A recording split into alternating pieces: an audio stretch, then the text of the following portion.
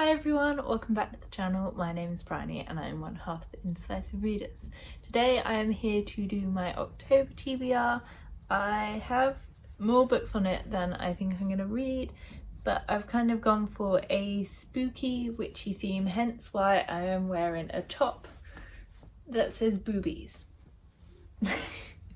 Because it's Halloweeny. There's a ghost. Yeah, I've got more books on this TBR than I think I'm actually going to be able to read, and a lot of them are physical books, which I am slowly, very slowly making my way through, but you never know, maybe this will be the month where I start picking them up again. The first one I'm planning on reading is The Wolf in the Water by Josie Jaffrey. It's a physical arc, but it comes out on the 8th of October, so it's going to be my priority, and I'm just going to read the summary because I do vaguely know what this one's about actually. I think it's about no, I don't know. Let's not even try. The ancient city of Kepos sits in an isolated valley cut off from the outside world by a towering wall. Behind it, the souls of the dead clamour for release, or so the priesthood says. Carla has never had any reason to doubt their word until her father dies in suspicious circumstances that implicate the city's high priest. She is determined to investigate, but she has a more immediate problem. The laws of the city require her mother to remarry straight away. Carla's new stepfather is a monster, but his son Leon is something altogether more dangerous. Kind. With her family fractured and the investigation putting her life in danger, the last thing Carla needs is romance. She would rather ignore Leon entirely, however difficult he makes it. But when she learns the truth of what really clamours behind the wall at the end of the valley, she faces a choice: share what she knows and jeopardise her escape, or abandon him to his fate along with the rest of the city. If she doesn't move fast, then no one will make it out of the valley alive. Now, the blurb does not enamour me to it because it implies, and I remember there being a list of trigger warnings at the back, but it implies a romance between step-siblings. But it does have generally quite good reviews. I mean, it doesn't have loads of reviews, but it's got generally good reviews, so I'm hoping it's going to be alright, and it's quite short, but I don't know, because it's a romance heavy fantasy. We will see. I feel like it was also a retelling of Atlantis or something, but again, I can't remember. The next book on my TBR is Crier's War by Nina Varela, which is the first book in a series, and the sequel recently came out. It's the book club pick for a kind of sci-fi fantasy book club I am part of, and I'm very excited to read it. And I actually got gifted it by Tori over at Scottish Lass Reads, who is on, I think, Instagram and Twitter, and I'm very excited to read it, and I'm very thankful that Tori brought it for me. So, impossible love between two girls, one human, one maid. A love that could birth a revolution.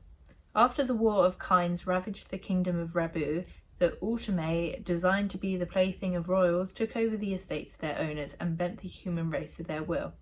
Now Isla, a human servant rising the ranks at the house of the sovereign, dreams of avenging the death of her family by killing the sovereign's daughter, Lady Crier. Crier, who was made to be beautiful, to be flawless, and to take over the work of her father. Crier had been preparing to do just that, to inherit her father's rule over the land, but that was before she was betrothed to Skye Kinnock, who seems to have 1,000 secrets. That was before she discovered her father isn't as benevolent as she thought. That was before she met Isla. It sounds very gay. And yeah, I'm just looking forward to reading it. It's one that I have also heard quite good things about, and so I'm excited for. The next one on my TBR is All the Bad Apples by Moira Fowley-Doyle. This and the next one I'm going to talk about were actually gifted to me by Charlotte again for my birthday, so again I'm very grateful for that, and they were conveniently both very witchy, and so I'm looking forward to reading. The day after the funeral, all our mourning clothes hung out on the line like sleeping bats. This will be really embarrassing, I kept saying to my family when she shows up at the door in a week or two. When Dina's wild... This is why I don't read things, because after reading them twice, I just get confused and my words mess up. You can't do the words. Yeah. When Dina's wild and mysterious sister Mandy disappears, presumed dead, her family are heartbroken, but Mandy has always been troubled. It's just another bad thing to happen to Dina's family, only Dina refuses to believe it's true. And then the letters start arriving, letters from Mandy claiming that their family's blighted history is not just bad luck or bad decisions, but a curse, handed down through generations. Mandy has gone in search of the curse's roots, and now Dina must find her. What they will find will heal their family's rotten past, or rip it apart forever. So, yeah, like I said, spooky, YA Irish witches. Looking forward to reading. The next one I have is The Familiars by Stacey, who, like I said, gifted to me by Charlotte, and it's a historical fiction but with kind of a witchy vibe. Young Fleetwood Shuttleworth, a noblewoman, is with child again. None of her previous pregnancies have borne fruit, and her husband Richard is anxious for an heir. Then Fleetwood discovers a hidden doctor's letter that carries a dire prediction. She will not survive another birth. By chance, she meets a midwife named Alice Gray, who promises to help her deliver a healthy baby. But Alice soon stands accused of witchcraft. Is there more to Alice than meets the eye? Fleetwood must risk everything to prove her innocence. Bye. Bye. Bye. Bye. Bye. Bye. Oh, maybe the lights will stay on.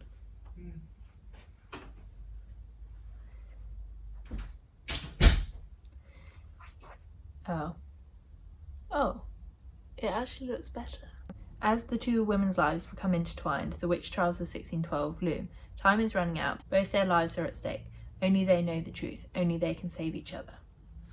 So yeah, I'm very much looking forward to it. I think it was the Richard and Judy book pick a while ago, and so I feel like it's obviously quite a good one, maybe? Who knows? Another ebook actually on my TBR is Monsterous Heart by Claire McKenna. This came out in March. I have it as a NetGalley ARC, but I don't really want to read it because, as you will find out, it is quite a romance-heavy, not romance book. And so, I don't know. We will see. When Arden Beacon is sent to the lighthouse, she is simply a woman with a job to do. She neither seeks nor expects distraction. After years tainted by disappointment, Arden has finally taken up her family's profession.